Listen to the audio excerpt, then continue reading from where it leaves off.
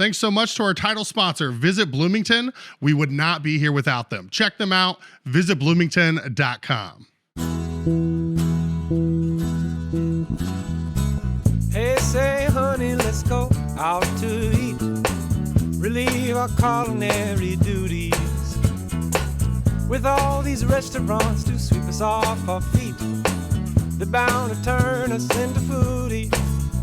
No dishes, no dishes, no dishes. We'll have a bottle of wine, relax and have a good time. No dishes, no dishes.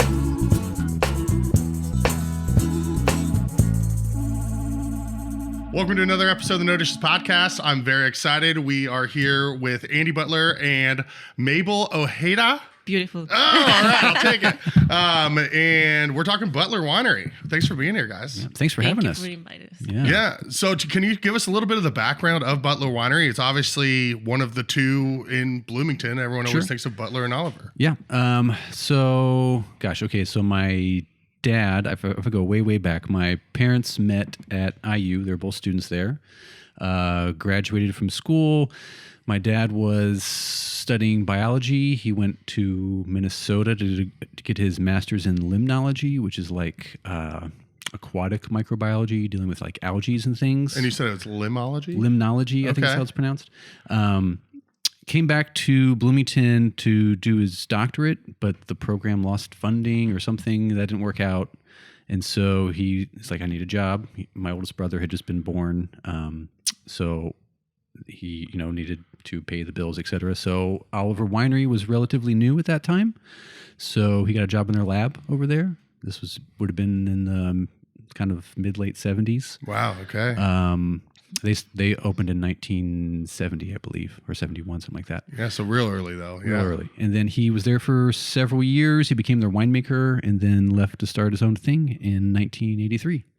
Cool. So he was like the head winemaker at Oliver? Eventually, yeah. Okay, well, yeah, before he left. Into it. Yep, exactly, yeah. Awesome, cool. And then, so what was that like, I guess, from what in your conversations with him, like going to start his own? Was that a lot harder than he probably anticipated? Yeah, it probably was, I'm sure, if he had to, like, in retrospect. I think one time he described it to me as sort of pioneer. He and other people like him at that time, there weren't that many wineries in Indiana and in the Midwest in general. And so people like him starting at that time were sort of in this pioneering phase. So it was very much like, there's not much help out there. You have to learn how to do everything on your own. There's no resources. There's no Google infrastructure. No Google. There's not like there's suppliers down the road who can help you with technical questions or anything. You just kind of have to figure it out. And make it as you go. Yeah. So much respect for that, because I have to Google everything. Me too, right? Like, how do I clip my fingernails? Yeah, YouTube videos. Yeah, seriously. I've been to YouTube University. Yeah, exactly. Yeah, I've got a PhD from there. So you mentioned 83. You guys are celebrating your 40th anniversary. Yes, we are. But that was specifically your downtown spot off North College, right? Yeah, that's where it all started. Yeah. I was born in 85. We, at that time, were making the wine in the basement there. The shop was on the main level. We lived upstairs.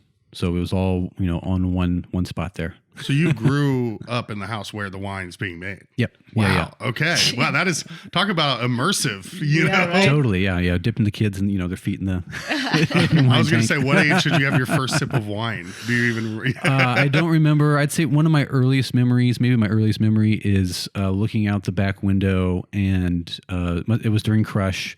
And we had this old hand crank press, and I remember seeing my dad in the parking lot, like cranking on that, crushing grapes. That's like memory number one for me. Okay. So yeah, the core, like inside out, the core memory. Yeah. We were buying fruit at that time, and wasn't until a few years later, early 90s, I guess it would have been 91, that we bought the property where the vineyard is now, just northeast of town, and planted grapes out there, and then built a new winemaking facility there. And you read my mind, because I was going to ask. So I was like, I don't think you had a vineyard downtown. No. I was like, you had to be like having those grapes brought in. Yeah. They were getting fruit from wherever they could find it. I mean, especially at that time, there weren't a lot of growers in the area. There were some. I think They got some stuff from Ohio, maybe near Dayton or something. That first year, plus from a vineyard near Terre Haute within that first year or two. So how are they kind of selling? Like, how are they making money? Were they going to farmers markets, or what was the? At that time, it was just all out of the little shop downtown. Okay, so like they're not distributing at all. It's all people coming straight to them. And then now today, I mean, we got 2 tasting rooms. We do sell some distribution, but still the majority of the business is from the tasting rooms. Interesting. Yeah, and we have a wine club also, so people can sign up for that, and they get shipments direct to them, or they can come pick them up. So when you open up the vineyard out on, I think it's Robinson. Yep. Is that right? Yep. You're what? Not even 10 years old yet? I was 6 at that time. Yeah. That's got to be a hell of a playground. Just like how many? Totally. We had 40 acres out there with mostly woods, and my brothers and I just ran around in the woods with sticks, hitting each other and doing all the games that little boys do. yeah, as one does. I feel like you could have an epic treehouse out there. Totally. We built one. You're like, we had hideouts. Yeah. I can't tell you where it was because it's still there. I'd have to kill you. Well, it was a cool property because it was this old farm that they had all these like rundown corn cribs and chicken coops and all these things were still standing when my parents took over the property. So there were just all these cool old ramshackle buildings that we played in. There was even I think the county's original bookmobile was parked there, rusting away. Really? So we pretended that was the Millennium Falcon, and jumped in there like all the toggle switches on the top. There was tons of cool stuff. Was there any books still left in it? No, there are a lot of wasps, mostly bees. Well, they both can teach you a lesson in their own way. You're like, I'm now immune to all wasp stings. Maybe, I've never been allergic to bees, so might be why. Yeah, could be. So what was that, I guess, when you finally, how long was it until you had, was it just a year until you have your own fruit that you can use? No, well, you have to cultivate that? It takes a long time for grapevines to get established. Generally about 4 years to get a good crop. I mean, you'll get fruit before then, but you don't want to have too much of a load because it stresses the vine out, and you're the one to focus on building its root system those first few years. So it can support more. So you really don't get good fruit until about 4 years in.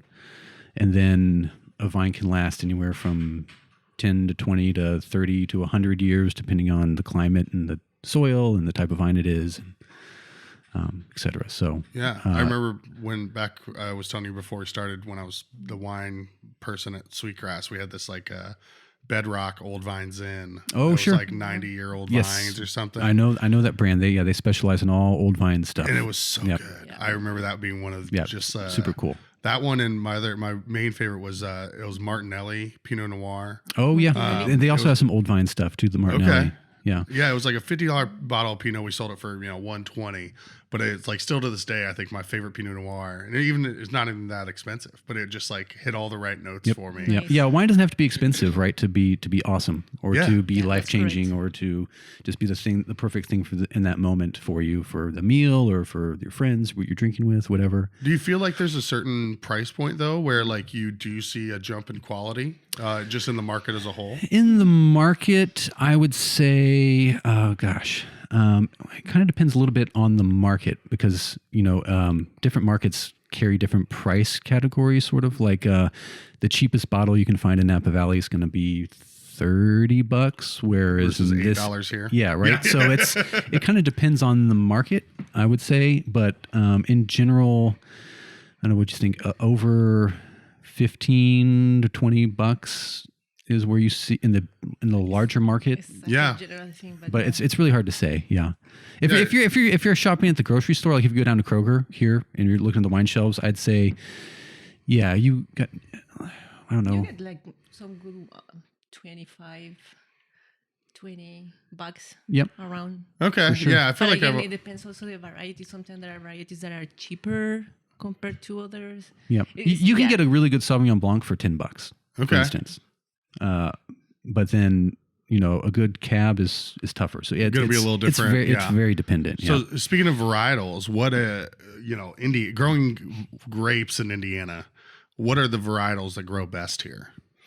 That's something we're still figuring out. We're still a little bit in that, people really started growing well, actually, I got to step it way back. Indiana is or was the first state in the country to commercially grow vines for wine production. Wow.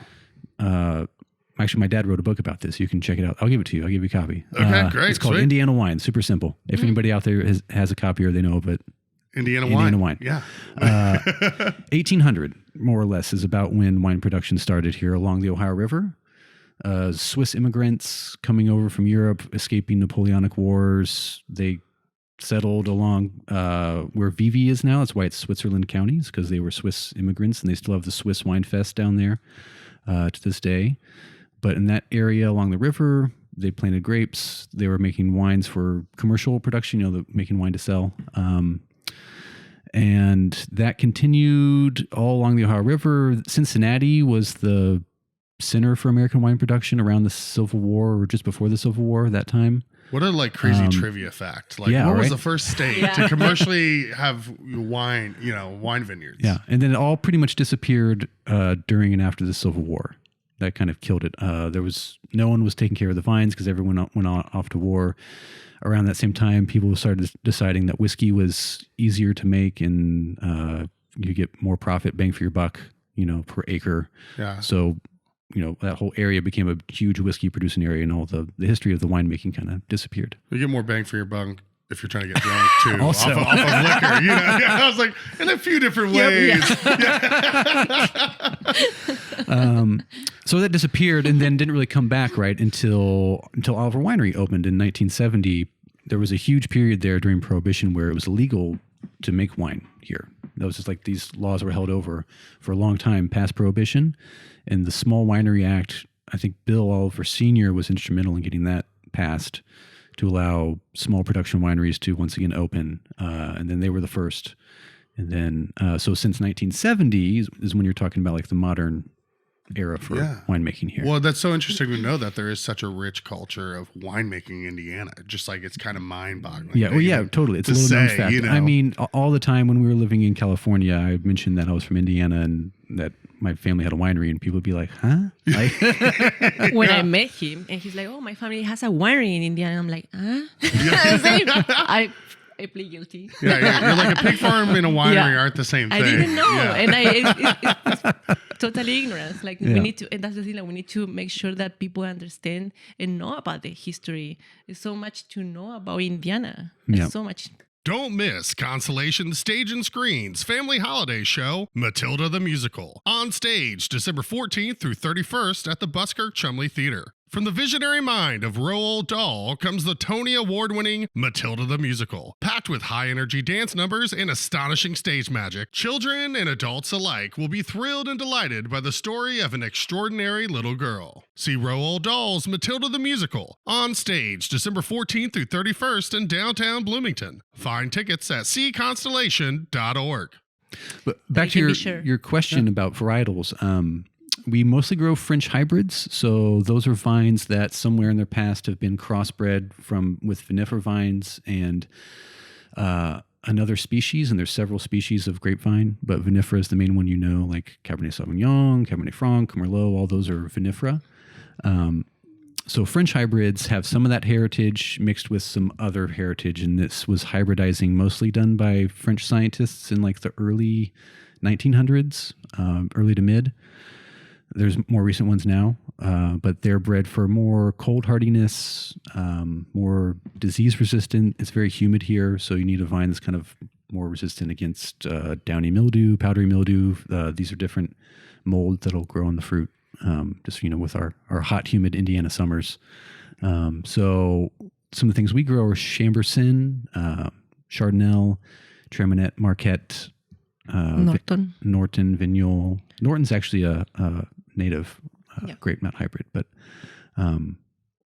we've had some vinifera out at our place in the past. Other people around the state do grow it, but it's tough just because of that disease resistance. We get these cold snap winters where it's polar vortex and you get -20, and those vines don't like that. Right. Well, so you've had, you've had your own vineyard for over 30 years, but you're still kind of figuring out what works. Is that because of that process of taking at least 4 years for a vine to get established? So and then you have to make wine from it. So that takes another year, and then you let it age, to see like, how did this turn out? So it's a long process. It's a long process.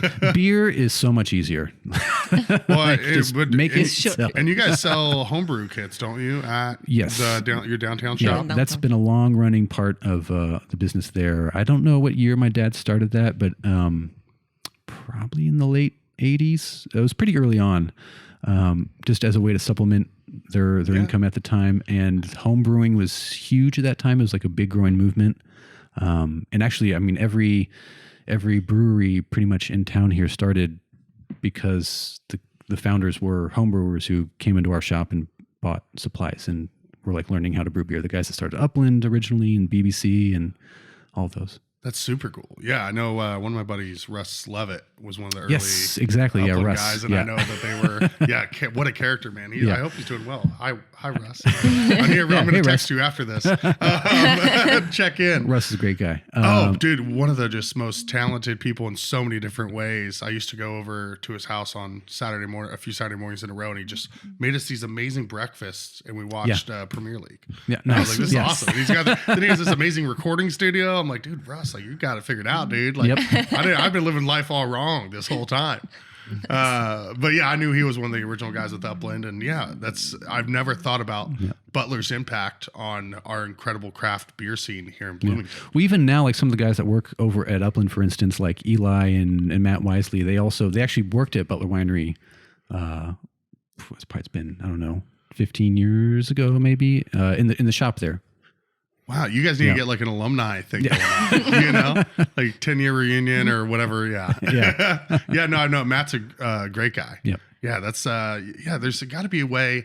I don't know how you get that out there of like, look at all we've done. You know what I mean? Like without just being like too like self-congratulatory, but like that never feels good, right? You've obviously had a big impact on Bloomington from a relatively small shop and small winery, and I feel like that deserves recognition. So maybe that's what we're doing here. You're not gonna do it yourself. Maybe that's what we're doing right now. Yeah. We'll put this out and we'll promote it. Like, y'all better put some respect on that Butler name. Nice. Mabel, you talked about when you guys first met. I wanted to ask about how you guys met, because I know you went out to Napa. Yeah. And is that where you met out in California? Yeah. Well, I'm original from Chile. And I started doing harvests around the world. I don't have any background I don't have any vineyard at home in Chile. My family is not even wine drinkers. I studied food engineering, and then at some point in my life, I was like, okay, I want to try what is harvest. So then I went to New Zealand, and I started this life of gypsy life that I was doing harvest in the South Hemisphere the first part of the year, and then I was going to the North. So in 2011 I started, and then I went to California. So then I keep traveling, and then I went back to California in 2014, and then I got a full-time job. So that is when I stay in California more permanent. Yeah, there's a whole kind of like culture of people who do this hemisphere jumping and do internships. Like they'll go to Australia, then they'll go to France, and then they'll go to Chile, and then they'll go to Switzerland, and then South Africa, and just kind of bouncing back and forth. So you did that for how many years? It was 2011. So I started in New Zealand. I went to Napa, then I went to Australia, then I went to Austria, then I went to South Africa. Went back to Europe, and I did 2 harvests, so 6 weeks each harvest. So one in France, one in Switzerland. Then I went back to Chile. Yeah, I'm lost now. Man, yeah. Then I went to South Africa. Oh my God, now I lost it. And then I went back to New Zealand. But then I was like, okay, I want to go back to California. So because of this internship, when you are foreign, you need like 2 years between your internships. For the visa. So I was in 11, and then I went back in 14. So at that time, I went back to the same place. So I was lucky. I don't know. I work hard too. And it was this opportunity to be an assistant winemaker there. So that was like, okay, I'm staying. At that point, it was so much traveling that I really wanted to stop because I was leaving the harvest, but I wanted to learn more about winemaking. I didn't know anything before, so I was just learning as I go. And then I had this opportunity, so I finally could see the entire cycle 1 year. So what is happening after harvest? Anyway, so that's 14. And then in 2015, we met. He barely looked at me, so whatever. Always, yeah. But He was young and dumb, Yeah. right? Yeah, exactly. You know. The crime I will never be forgiven for. Yeah. So then actually the year after, in 2016, we have common friends that they got married. And actually that wedding we started dating in 2016. Yeah. So we met through common friends. Yeah. Yeah. All in the same wine industry. I have another Chilean friend that I was living with the ex-roommate of Andy. So that's the way that everybody started connecting. And it's this kind of like, okay, we're having a dinner here. And Next thing you know, you're seeing each other everywhere. So Yeah. what happened at Yeah. the wedding? Did you ask her to dance? And then it was like, oh. I asked him to dance. Dude, Chilean mood. Yeah, pretty much. Too slow, this guy. Yeah, it's all right. It's all right. I know, right? I almost missed it. Yeah. You had to show him what he's missing. No, actually, I was like, did you come by yourself? Yeah. Okay, so let's go to dance. Nice. What, do you remember what song was it like? Ooh, I don't know. It was No. already one already. I didn't know if it was like Aerosmith. I don't want to miss a thing. Now, anytime you watch Armageddon, you get I don't know teary-eyed. if- can you dance to that song? I don't know. Yeah, you can You slow can dance to dance anything, it. yeah. I've played it because I DJ weddings, and so I'll usually do like 2 or 3 slow songs, like build it up quick for a while, then slow it down. You can see some people that like want to have some slow dance time with their significant other while they're at the wedding. They're Yeah. feeling romantic. But normally I'll do like At Last by Etta James, or like the one I did this past Saturday, I did Tennessee Whiskey, and Nice, that's nice. everyone loves that. You know, but our mutual friend DJ Duggernaut DJ'd our wedding. yeah. Yes. Oh, nice. Yeah. Awesome. Yes. Yeah. Him and I got to DJ the Root Cellar this past Friday. And, I saw the Yeah, I we missed that. missed We it. it were was a both sick. blast. Yeah. It's okay. Don't worry, It's- we're fine now. But honestly, we were like, trying to get. I think we're all around the same age. It was all college kids. Yeah. I'm older than you. Yeah, I'm older than you. Well, we're all not in college. How about that? Yeah. Because it was like they were having a blast, but man, like if I was out there and being 33, I'd be like, oh, it's too cramped. There's not enough room, So Yeah. it's like it's tough when you do a college gig where you want your friends to come out and have a good time, but like you also understand like we're older now. Yeah. Like we're not going to be out there dancing until 3 a.m. anymore. I You just know. want to be at home with a blanket and my glass of wine. Yeah. There's a new show out on Netflix. Yeah. So is Chile usually known for their Malbec? Is that right? No, that's Argentina. Okay. Yes. Careful. I've let you down. The look of disappointment in your face just now. No, look. Well, I there knew Argentina, but I thought it would also be. there is a thing. Argentinians and Chileans, they have the bad reputation that they don't like each other. But my best It's friends. sort of like Indiana, Kentucky. You know, Okay, it's that well, I sort can of- tell because Yeah. she No, just but took that I personally. made that joke all the time. Yeah, But it's my best friends, like almost sister, are from Argentina. So it's just an old joke. Yeah. Yeah, But we don't watch soccer for you guys. Soccer, we don't Together. watch it together. We are sisters, but we don't watch soccer together. Yeah, when Chile plays Argentina, no. So do you hate Messi? I don't hate him. It's just like I support Chile. There's a pause there. I don't hate No, him. I don't It's hate. I just don't, that. no, don't misunderstand. I don't You're like, hate I don't hate him. It's anybody. just that he's a piece of shit. That's it. Yeah, I'm joking. I don't hate anybody. I just want to support my Chilean country against Argentina. Is there like a Chilean soccer legend? Oh well, Zamorano. Okay. That's Yes. old. The when there's the special, like if a player goes upside down to kick a ball into the net. Bicycle kick? Yeah, It's called La Chilenita. it's called a chilenita from It's a from chilena. that guy. Oh, It's okay. his No, move. no, not from that guy. It's not from Zamorano? No. Sorry. No. Who's It's it from from? another guy. Who? Leonardo. Oh my God. I should know that. Didn't realize we were going to go down this rabbit No, hole. okay. You're like, I thought we were talking about food and yeah, wine. Yeah, okay, let's focus Sorry, into I thought wine. it was Zamorano. No, it's not. No. Okay. Yeah, you're like, I didn't realize this was an ambush podcast. Like trying to make me look silly. Zamorano, but he was broadcasting in the last World Cup, right? Wasn't he one of the... Yeah, no, he's on his He's still 40s or around. 50s. Yeah, like as a But broadcaster. he was a good. And now on these days, more famous Alexis Sanchez. Garrett, can you speak into the mic, No. please? I don't know. Google's saying Ramon Unzaga and Francisco Gatica. The bicycle kick? Yeah. Ah. Oh, really? Oh, There you go. I should. Chilean. Chilean, yes. Weird. I thought. Never mind. I was gonna say I thought the bicycle kick was Lance Armstrong. Anyway, Dum-dum-dum. That's good. told That's you there'd be good. some bad Going jokes. back to your original question, Chile is more famous for Carmener. Okay. Yep. Yeah, so Carmener is like a big signature variety, as Argentina has the It's Malbec. a variety that they thought was was Merlot. lost. Well, they thought it was lost to time. Like it was pretty much almost completely disappeared in France. It's one of the lesser Bordeaux varietals. And then in Chile, there was a bunch of what they thought was Merlot planted. And then at some point, some geneticists figured out that it was actually Carmenere, which is like was this lost varietal. So for that that's- reason, it got like a big, grows really well there. Thing in Chile that's very popular.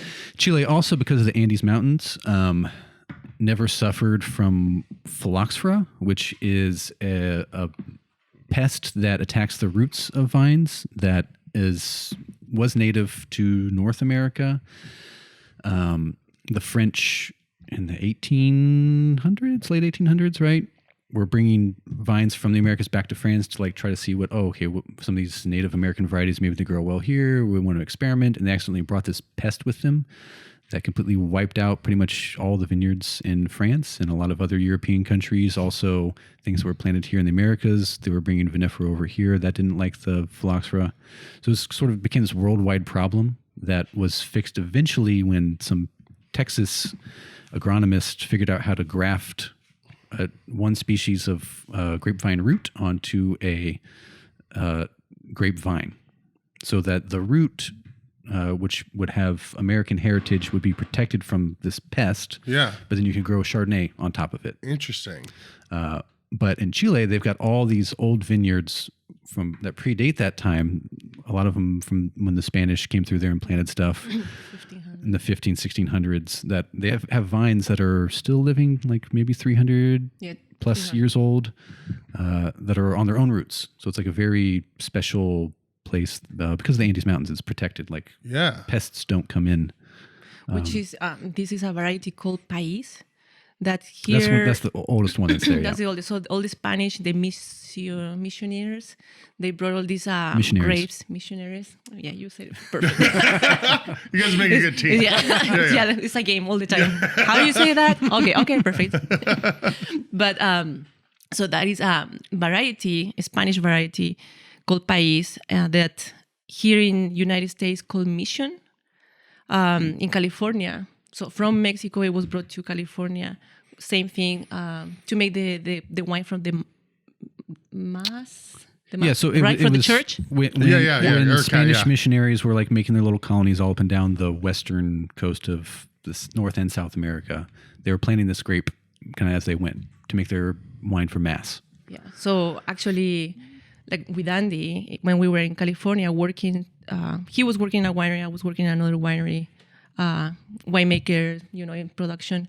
When we were dating, we were always thinking about making our own wine. This is not even thinking like about Indiana. We were like over there having our jobs and thinking, okay, why did we make our own wine? So one of the things that we started doing was Riesling, very tiny. So we have our label. It's called Found Wine Company. Yeah, and we still got it going, our own little side project. Just doing Riesling? Riesling, and then also this... And then Mission. Mission, also known as País in South America. Yeah, so we made those two wines. So Mission also, because it kind of relates, País in Chile is this very old variety. So we found a little vineyard medium vineyard in California. So we decided to make those two wines.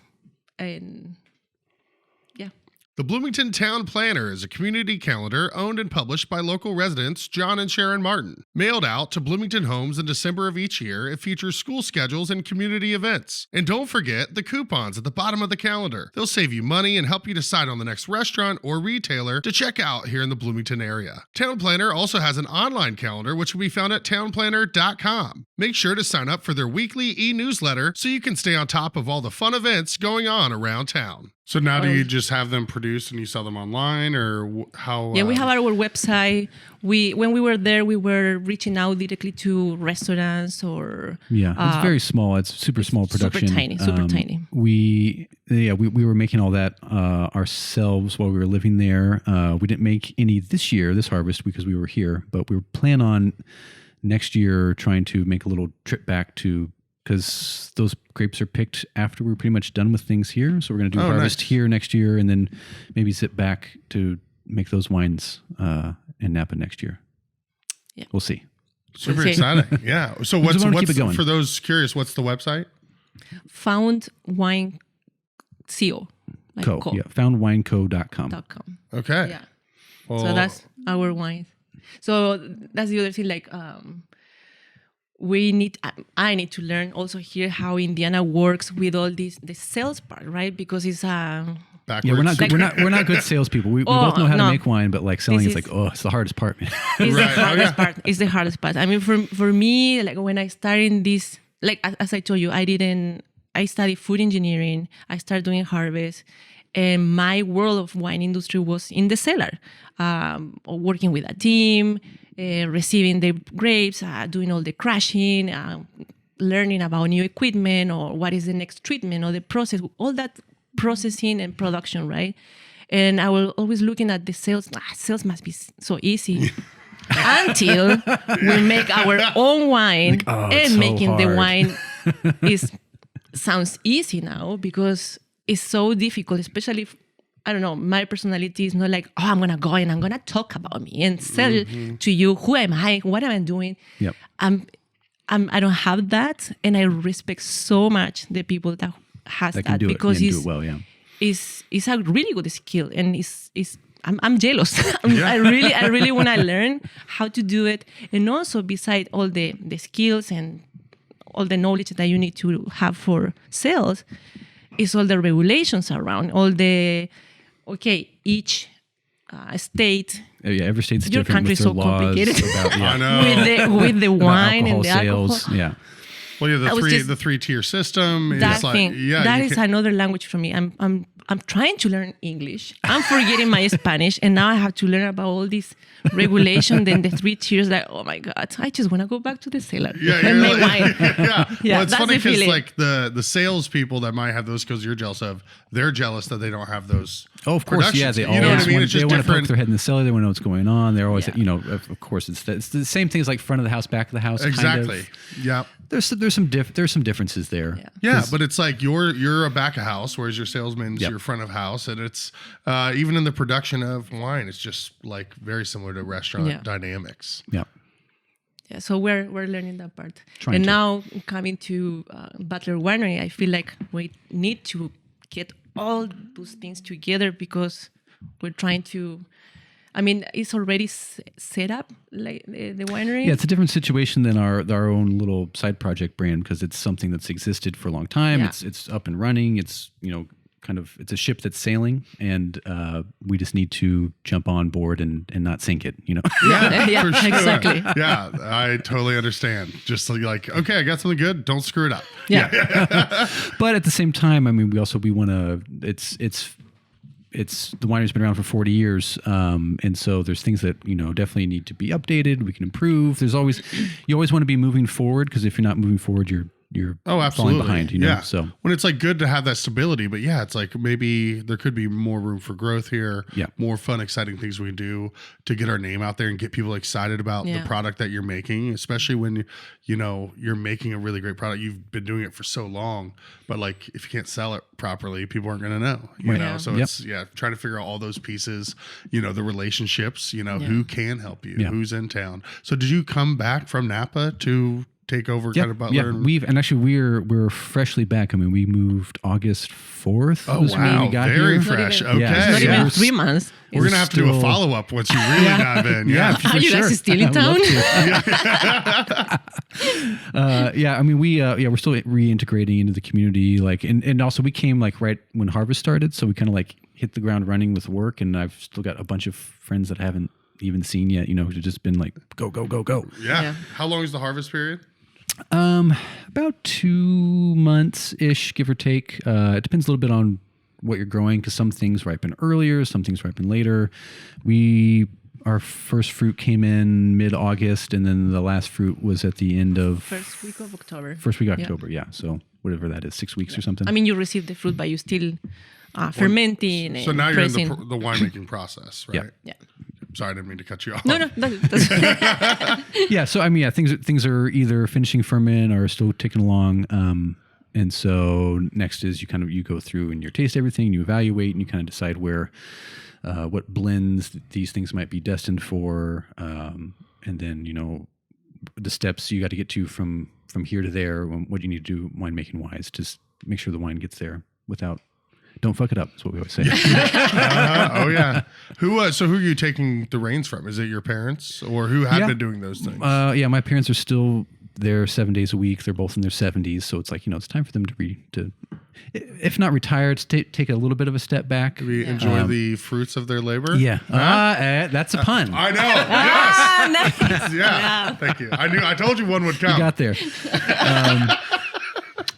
I think maybe in their mind retirement looks like working 3 or 4 days a week instead of 7. I don't know, but that's right. Yeah. Well, it's like some people, the thought of retirement sounds awful. Like they want something to do. I like, mean, I think my dad loves being outside and working on things around the property and like being in the vineyard and being on his tractor, and so it's he'll keep doing that stuff. Yeah. Well, that's nice though to still, just to be around your parents too. Like, especially if you've been gone for a while, Totally. So how long had you been in Napa? I guess we didn't ever talked about kind of what brought you out there. I was there for 13 years. I moved out there in 2010 to now.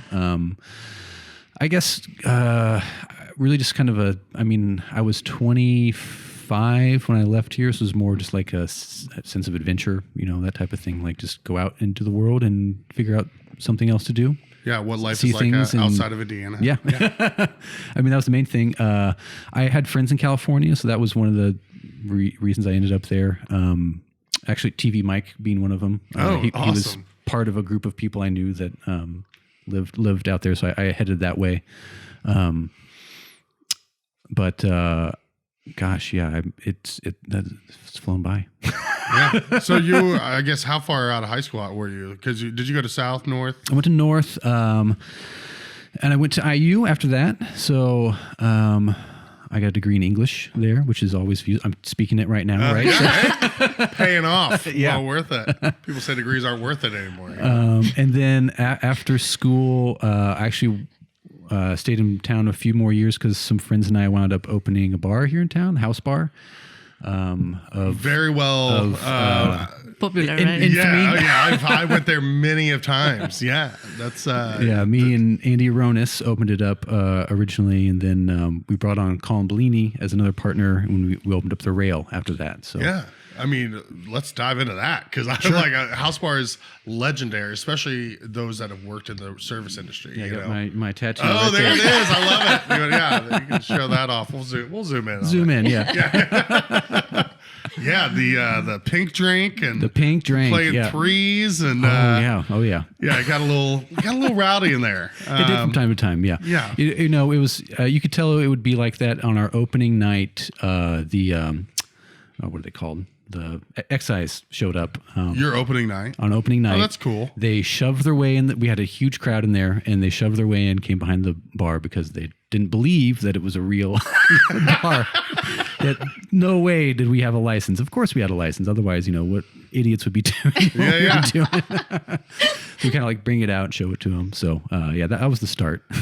So and everything was copacetic. Yeah. Yeah. All good. Okay. Yeah. That's great. It was stressful. Yeah. When did you open House Bar? What year was? I guess that would have been. Oh man, 2009. Okay, because I think I first started going there around I think it was 2011, 2012. September of 2009, I want to say. Yeah. So you said you were packed that first night. Like, how did you decide to go that route? Was it more, how did you and Andy be like, decide we're going to open this spot up? Andy's mother had, at that time, she still does, had a lot of real estate around town. She was in real estate, renting out student rentals to families, but also she had some commercial stuff. And that was the building where House Bar was. And then up the hill where used to be Jazz at the Station and then became the Rail. Now it's still vacant, I believe. But so those were her properties, and she had been running Jazz at the Station. When she closed that down, she still had the licenses, and she had actually, both those properties are historical Because of the railroad? Exactly, yeah. The property on top of the hill was the baggage storage for the railroad or something, and then at the bottom of the hill was the station master's house, and so they're both historical properties. You can get a historical liquor license, which is having a liquor license in Bloomington is very difficult to get, as you know. And so she still had those because they were tied to the properties, and so she kind of said to Andy, "Hey, if you want to do something with this, go for it." And he grabbed me and was like, "Hey, Andy, do you want to open a bar?" And I was like, "Sure, I'm not doing anything else right now." Yeah. So why'd you call it House Bar and not Andy's? We That's a good thought question. about that. I never thought about that. It's two Andys. There were a lot of names thrown around at the time. I think his favorite was Churchman. He really wanted to call it Churchman, like, let's go to church, man. Oh, that's good. I did not like that. I was like, no, there's no way we're calling it Would the actual Churchman. name have the comma in it? Church. It probably should. Yeah, I think so. Yeah. 2 words. Yeah. Could have for done sure. some cool branding with that. We could have. Yeah. I mean, maybe it would have been good. No, I think you nailed it. House Bar. House took Bar. Off. It was a very little house. successful. I think it was my idea. I don't know how I came to it. It's just, I don't know, simple. Yeah, it's a house and it's a bar. Makes sense, right? House bar. And people figured it out. Yeah. Yeah. So was it being packed that first night? Was it just like you guys just knew a lot of people? Or did you yeah, exactly. I mean, growing up here, we just, knew tons of folks who wanted to come and check it out. And plus, at that time, we also had a lot of friends in the service industry, too. So it's just like all of our bartender friends from around town that wanted to come and support us. And well, that's what I was going to ask. Like, was it, because to me, it was always an industry spot. So definitely industry was that spot. the intention? Yeah, I mean, it was in part, probably also, I think there were a lot of the venues around town were changing, some of the bars that we would like to go to. And so we wanted to have a just very casual industry spot, low key, no frills, just a place that you want to go to after work and relax. Like it was that. Obviously, when we opened the Rail, it was a little bit different, although that was still kind of an industry. It absolutely spot, was. I remember going to industry night there. That was rowdy. Yeah. Like, it was like the Rail was amazing. I loved the food there was so phenomenal. Was it Matt was one of the bartenders? Yeah. And just, I don't know, all the it was just the Rail. When we talk to people that are like, what are some of the places you miss? The Rail's like one of the top of the list. It's just nice. So I miss them both dearly. It's so revered. I mean, House Bar is the top bar. I'd say the only one that might beat out Rail as far as being mentioned would be like McCree's or No Coast Reserve. Oh, McCree's! Wow, I forgot about McCree's. Yeah, Thank you for bringing that back. Which I never went to the original McCree's, only like the new one that wasn't the same as what I was told. But I always hear McCree's and No Coast for like ones people miss, but like the Rail is right up there, and then House Bar is by far and away the number one like bar where it's like, oh, House Bar. Yeah, like, well, it was a real community, and that was the thing that like once it was really, once it'd been there for a few years, it really just we had the best regulars in the world. Everyone, even if you didn't know anybody, if you came there a few nights, all of a sudden you had friends there. Yeah. It was a community. It was like Cheers. Yeah. Oh, absolutely. Yeah. I mean, that's how I still kind of feel about Alley Bar. Yes, Alley Bar's got the same it's thing. It's like I describe it to people as like Cheers. Although Alley Bar doesn't have Max sitting at the bar selling wings that he stole from Buddy's for $1 a piece. That's a good side hustle. Oh, dude, I love it. Hey, shout out Max, man. I love that dude so much. He's a character, dude. So how did Rail end up coming to be? Again, just you had that space. Yeah, that space was available. I had a good buddy of mine who had recently, he was a kind of a bartending alumni from down here who had moved up to Chicago and gotten involved in sort of the craft cocktail scene up there right around that time, which was still sort of starting to explode around the country, but hadn't, it was like in Chicago, New York, San Francisco. That was it. Right. Seattle, probably. Like, it was just in the large metropolitan places, but hadn't come to here.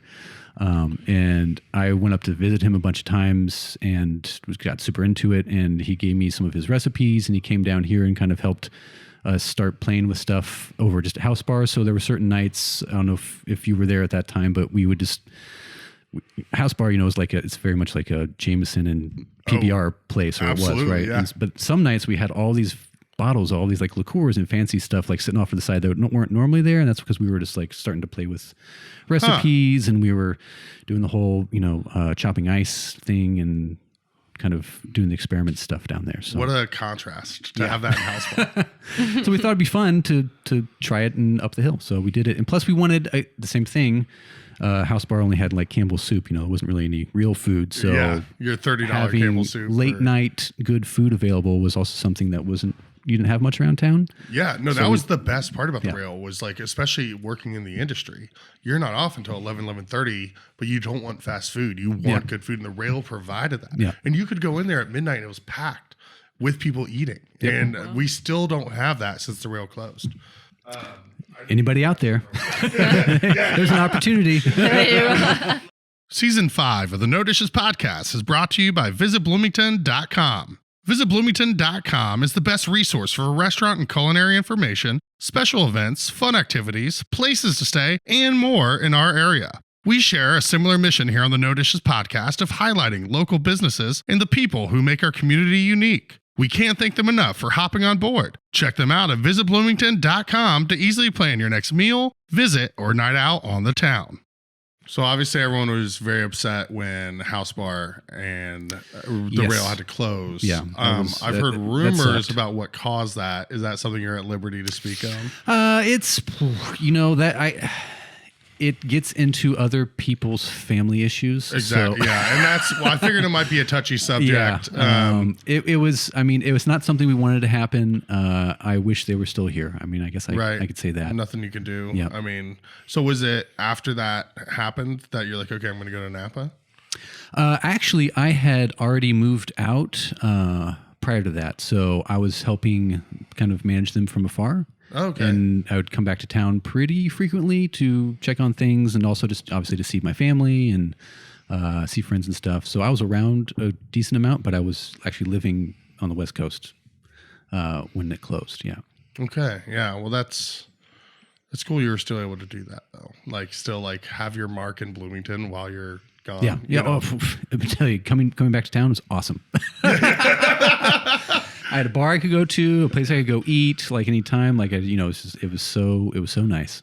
Yeah, just know, you have that to come back to, and then you also probably have cool ideas from being out in Napa. Totally, and you're like, hey, I saw this, saw that. That was like I said, that sort of the impetus for opening the rail was sort of that, seeing restaurants and bars in bigger city markets and bringing ideas back, that same type of thing. So having that access to other areas where you could do that, pull ideas from was super key to, I think, some of the creativity we were able to do up there. Constantly be able to bring in new stuff. And, the same thing is, I think we're trying to do for wine for Butler. She's got a lot of international experience. I've got a lot of experience in larger wine growing areas. And so being able to sort of bring things we've learned from those places back to here, in the same way, I think will really help propel not just Butler Winery, but really like to see the entire Indiana wine industry kind of lift up a notch. Yeah, well, I mean, it's always seemed, most of the breweries seem pretty collaborative. Do you guys have a pretty good relationship with Oliver? Oh yeah, definitely. All the wineries in the area. There's not just the area in the state. I mean, there's the Uplands Wine Trail. So that is sort of as an association of everyone who's in the Indiana Uplands AVA. So that's ourselves, Oliver Winery, Owen Valley, Brown County, Windsorwald, Huber, who am I forgetting? Turtle Run, Cedar Creek is the other one. Cedar Creek's not. No, they're outside. I think their production is they're closer to Martinsville, right? Yeah. Mm-hmm. So the Uplands begins just north of Bloomington. Gotcha. Sort of like the Morgan Monroe State Forest. Yeah. And goes straight south from there all the way to the Ohio River, and as far east as roughly like 65, and as far west as 231. Wow, That's sort of the boundaries of it. So it's just that kind of elevated plateau that's in the south central part of the state, which is the unglaciated part. So that makes it unique for climate and terroir and things that you need to have establish an AVA area, which is American Viticultural Area. So do you just like go to Cedar Creek and be like, sweet area, guys? Like, I wish you were down here. No, Yeah. I've been up. They do cool stuff over No, in yeah, Brown they County. do and- cool stuff. Yeah, that stinks though. That like just because of the it makes sense. But yeah, that Well, like, you've got the idea 20 behind miles. that is that just that the fruit you're growing in that area is going to be different and unique to the fruit growing outside of it. Right. Not that outside of it's bad or anything. It's just that it's Yes. a designated area. There's another AVA in the state, which is the Ohio River Valley. Yeah. Which actually spans several states, that AVA.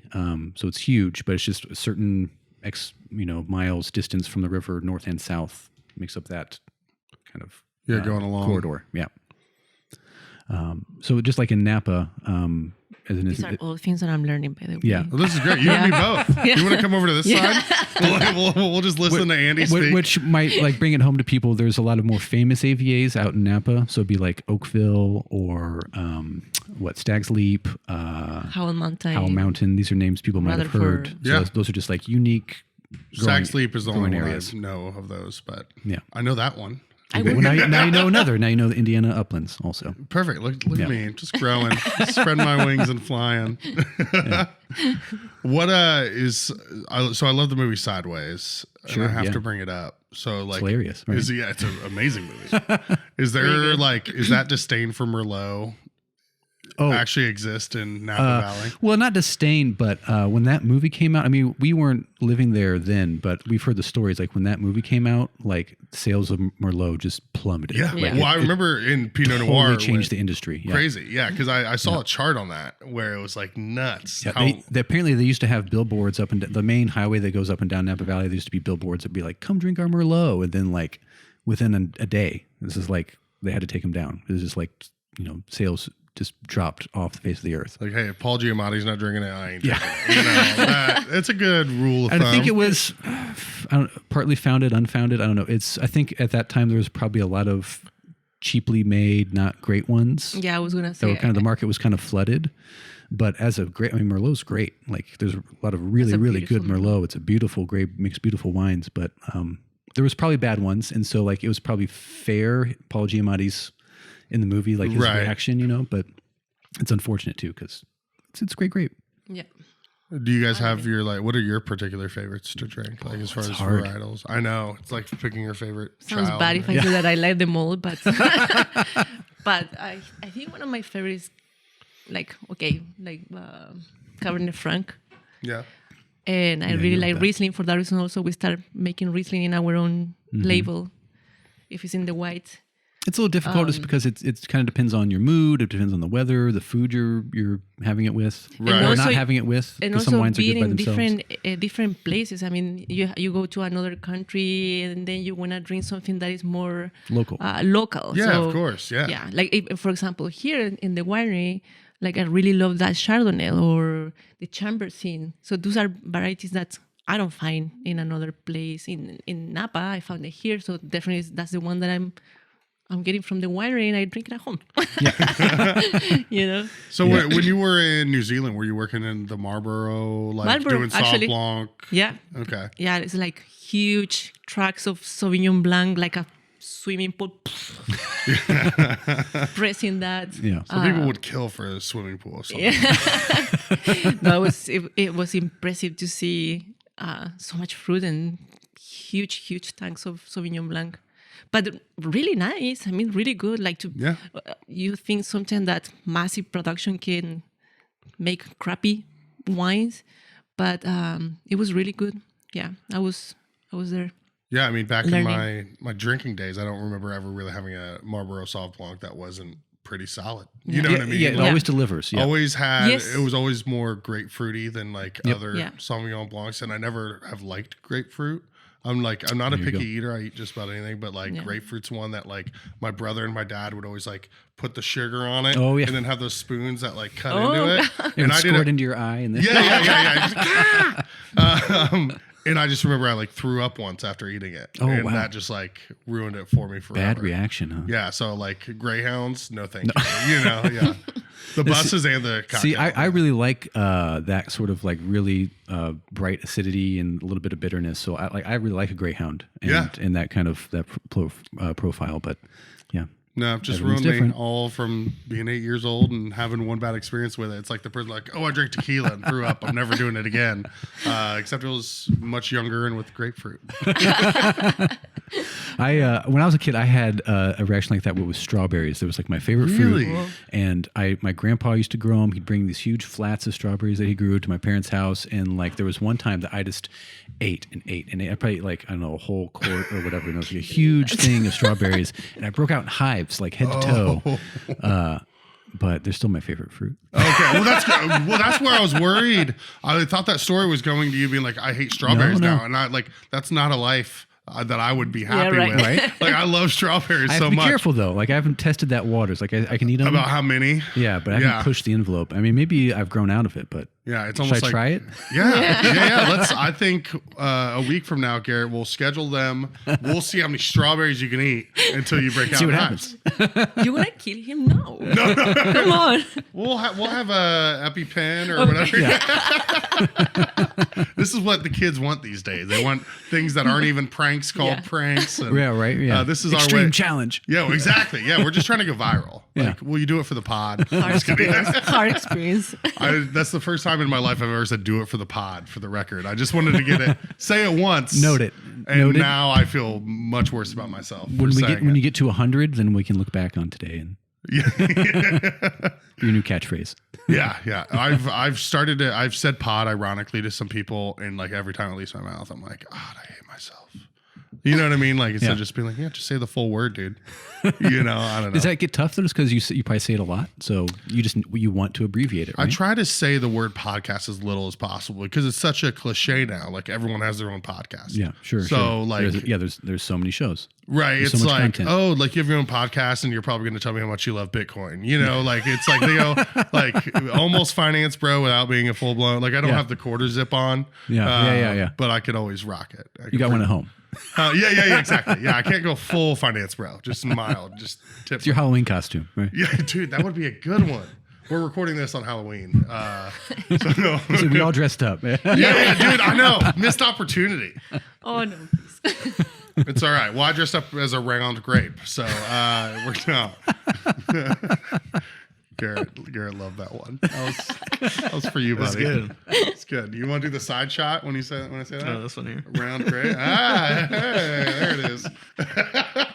Usually got to pay extra for that.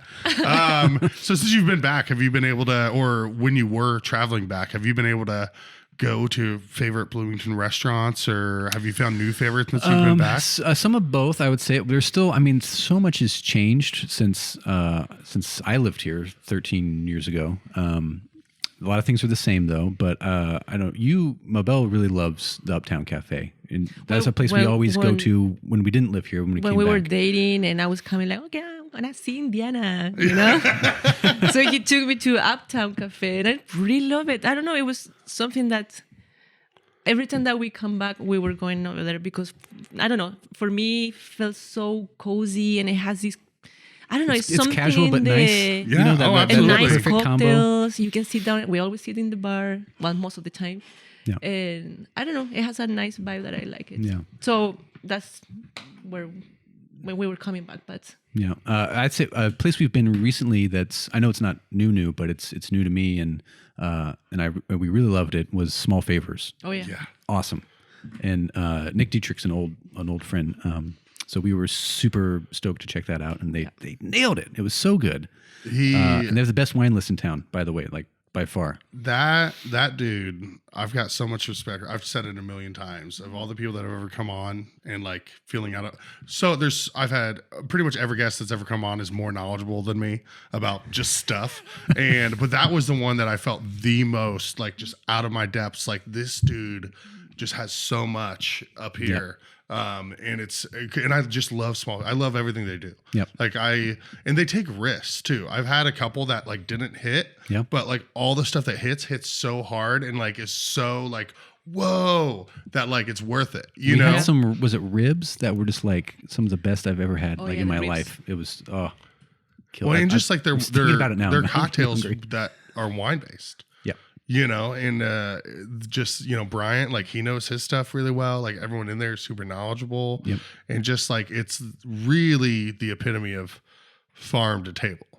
Yeah, exactly. And that's one of the things I love about it. I mean, they've got like they've got Go Conspiracy there on the menu too. Oh, yeah. I think, which also we have that out at the winery, which they make amazing goat cheese. I don't know if you ever had it. Yeah. Oh yeah.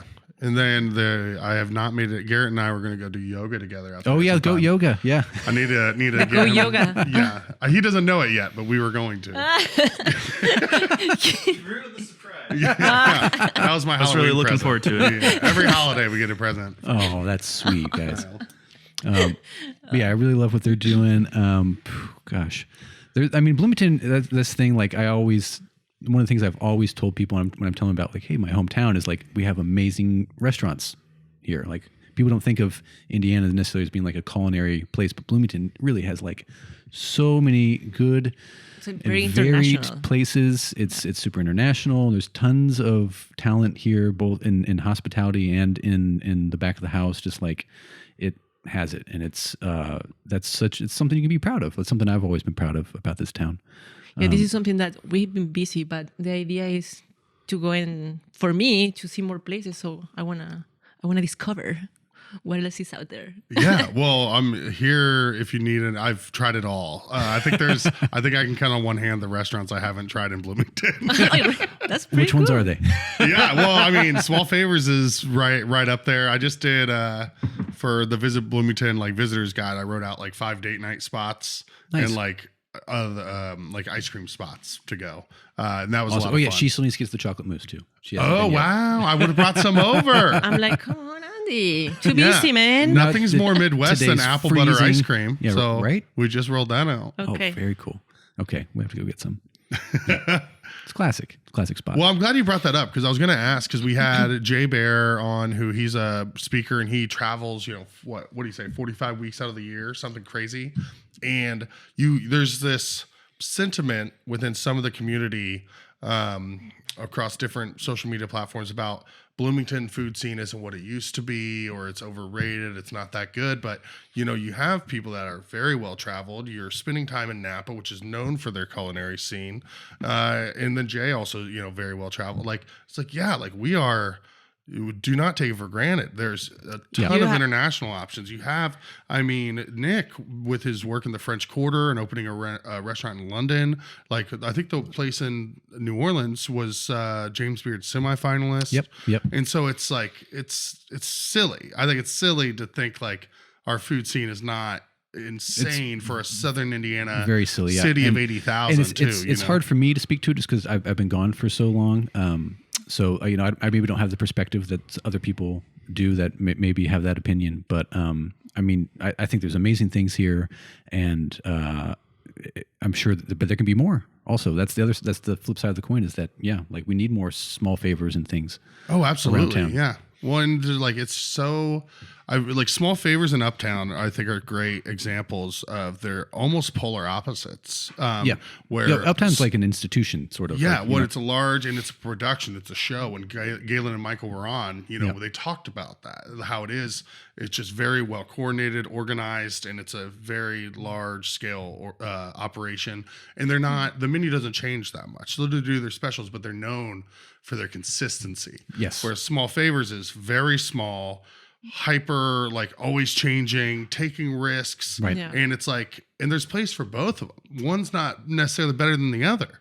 It's just like, what are you trying to accomplish? And Well, definitely. Also, there's the whole like post-COVID thing where a lot of restaurants are not taking as many risks for financial reasons, right? And so that's also very understandable. So it's brave of Nick to be doing everything he's doing, but I also understand places that they kind of like we've got our menu and we're sticking to it because we were doing it well, and yeah, because changing it is, as you know, like incurs a cost financially when you're constantly changing menu items and stuff. If you can't knock it out in the kitchen in like a very like regimented way, then it adds to everything. So yeah, labor, food costs, all of it.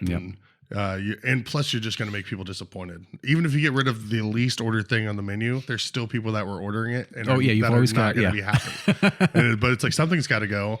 Next thing you know, you're on Kitchen Nightmares with a 400 item menu, and you're like, well, I couldn't get rid of anything, but I wanted to do new stuff. Yep. Anyway, that's my.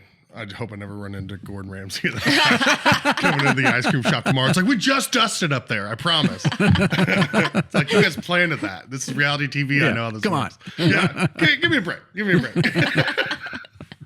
So what can we look forward to from Butler? What do you see the future holding for you guys? Well, we already, we want to get more vines in the ground. I think is kind of like a base point to work from. We already work with mostly local fruit, but we make more wine than we have fruit sources available to us. So we do bring in juice and fruit and things from New York primarily. And so I ideally would like to move away from that, but we need more local stuff. So that's the direction we're heading in. We want to plant more vines of our own. We want to be able to source more fruit from local growers. There's not enough of them, so we got to encourage more people to grow grapes.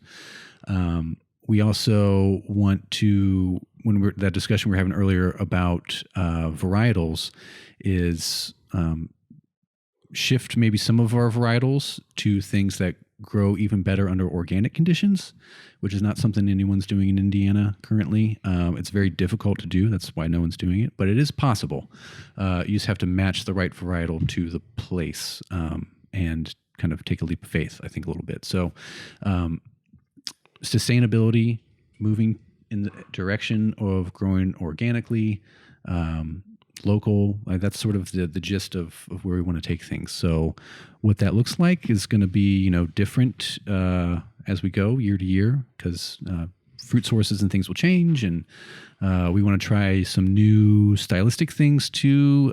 Probably be doing some, we did a little bit of carbonic maceration this past harvest, the one we just finished, which went really well. So that's a winemaking technique for people who don't know, where you essentially, you take red fruit, and instead of crushing the grapes, you actually just throw them in a tank, whole cluster and everything. You don't touch it, you don't smash it or anything. You leave it as it is. As they start to slowly crush themselves and yeast starts kicking, it'll produce CO2, which the fruit on top will not be in the liquid of the ferment. It'll be just in CO2 gas, and that creates an enzymatic reaction, which I'm boring everybody now. No. I'm actually, everyone does this. They'll come on and start talking about their area of expertise and be like, I'm sure this is boring. And it's like, no, this is the meat of it. The nuts and bolts. Yeah. So there's an enzymatic reaction that brings out different fruit characteristics, essentially, which in general, that leads to kind of light, bright, fruity, fruit-forward red wines, which is something I think we can do really well in this area. So that's just one example of trying some new, different fermentation techniques to make some kind of exciting one-off wines that will maybe fold into more of a program in the future. Yeah, that'd be amazing. Is that something that's much more time-consuming? Is there a reason more people don't do the process that way? No, not really. I think it's a little bit risky. If you don't protect very well that kind of fermentation, you can spoil your grapes and then having some flaws in your winemaking, in your wine. I feel like if you have good quality of fruit, if the fruit is not damaged, the berry is not damaged, you're gonna have this enzymatic process in a healthy way. So I guess, because I get nervous with that kind of maceration. I'm thinking, okay, did we put CO2 enough? Because before the grapes start producing the CO2, if there is oxygen and then you have some yeast or bacteria, they can start I'm gonna start acting here, and then the And then wine. it turns into a sour wine, which sour beers are great, but sour wine is So not so great. Same bacteria, same things like all those funky flavors you get in sour beer, or you don't want them in you the can wine. get them in wine too, but it comes off differently. Yeah, so it would be harder to hide blemishes or quality of fruit with that process than maybe traditionally. No, you could still probably. I mean, there's ways you could probably try to rectify it. It won't necessarily be harder. There's just a higher risk going in. Yeah. To start. Yeah, Well, I love when I was in Puerto Rico in February, and they were this really young guy had this coffee farm with his parents, and he was describing all these different techniques he was using for roasting and processing, and just the different flavors it brings out. And it's like that's like, wow, I was loving you describing that, because like it's so interesting. Yeah, but you don't even realize there's so many different ways to execute something, Yeah. It's one of those like wells of knowledge. You just can keep going down and down and down. Like, I'll never get to the bottom of this. Like, it never ends. Well, that's good. You want to be a sponge. It sounds like. I mean, just in our short time talking, I can tell you guys both have so much knowledge about winemaking that it makes me so excited for what Butler's going to do if I start drinking at some point. But I'm sure I'll hear about it. I'm sure they'll be like, dude, I had some Butler wine, and it is like moving on up, and it's already very well respected in town. So Thank you. Tell you, as someone I've said a million times with the chocolate mousse when I came in there, what I said is just don't screw it up. Yeah. So I understand that's what we're working on. that thought process. But from what I mean, it seems like it's in great hands. I mean, you've traveled around the world doing it, and all you've been doing is wine processing. So I think it's a really cool challenge for you guys, and I know you're gonna crush it. So Thank you. I know. We got another one in. I realized it wasn't intentional. As soon as I said it, I'm like, I wonder if they're gonna catch it. That's funny. Oh, well, thank you, Jordan. Are you guys, last thing, there was these guys out of San Luis Obispo, is that it? Luis Obispo, yeah. The Slowdown wines, are you familiar with them at all? They had Sexual Chocolate, Broken Dreams, Chardonnay. Yes, Anyway, I've just randomly bring it up because chocolate. it was like we had them come and do a tasting at Sweetgrass, and like it was some of my favorite wine. The Sexual Chocolate was like a blend of Petite Syrah and a couple others, and then I don't know. It was just two young guys, and they went to like the community college there, and they wrote their phone number. Their phone number is still on that label. Oh wow! And like you could just call it, and it was very interesting to me. But they were really cool guys, and it was really good wine. And Sexual Chocolate, and Broken Dreams. I want to just give that a shout out. Nice. See if you guys knew anything about it. We're like, oh yeah, those dudes. Like we ripped it with them. Well, no, I don't know. I know the label. I've had that just the Sexual Chocolate before. I just remember, it was like such a catchy kind of branding that people were talking about a lot. But the whole label is that handwritten note that they would have, and then somewhere in there was the number. And I'd like to just show that I have a little bit of wine knowledge from 10 years ago. So you leave and be like, wow, he was so impressive. We're very impressed. Thank you. Yeah, obviously very impressed. Yeah. We're working on some new labels now for Butler. So there'll be some of that coming down the pipe soon for people who are watching out for that. They won't be like nothing sexual themed, but that we know of. Yeah. Give it time. Yeah. No. Well, that's very exciting. I feel like there's still so much to get to. I feel like there's so much more to both of your stories that we didn't even get to dive into. So we'll have to have you back here after you have some time under your belt. Love to. And see how much you've aged in that time. I'm starting to bald already. It'll be like the Obama picture when he started his presidency versus after. You're just like, so we're okay. We're doing okay. Isn't that amazing how much they age, the presidents? Like, oh, it's nuts. Yeah. It's absolutely insane. Yeah, like again, you guys are gonna crush it, but I'm sure it's gonna be stressful. So it's gonna be all white. My hair is coming. Yeah, I didn't think like that stuff started coming because I started to get some like a year ago. I was like, I didn't think you got great till like 40. It's like I'm 32, 33. I'm like, no one prepared me for this, but Yeah, but then like the body starts hurting in weird ways too. And just, literally the day after I turned 30, I swear to God, I just like 30? felt. Wait until you turn to 40, my friend. I swear to God, I turned 40. The next day, I don't see. It's like now I have to get glasses. Just from this white hair, just like that day. It was like in Santa Claus where it just grows I out. start transforming. All right. Well, don't age. That's what we're leaving. More wine. More wine, yeah. More wine. Not for you. Thank you guys so much. Thanks, Thank you Jordan. very Really appreciate much. it. Thank you so much for having us. And we'll talk to you again soon. Yeah, we'll run it back. Thank you. Thank you, George. What another great episode. Thanks again to Visit Bloomington for being our Season 5 title sponsor. If you haven't checked them out yet, go to visitbloomington.com. This episode of the No Dishes podcast was recorded, edited, and produced by Garrett Portinga of Green Hat Media in beautiful downtown Bloomington, Indiana. No dishes.